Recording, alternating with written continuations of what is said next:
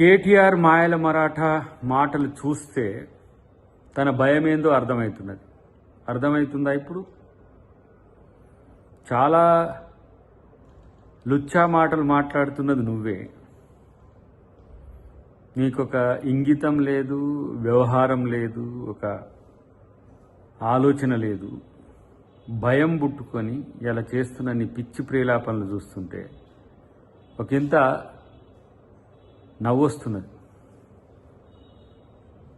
ఇలా నువ్వు ఆట ఆడుకుంటా అని చెప్తున్నావు. దేనికి? దొంగతనం చేసి ఆట ఆడుకుంటావా?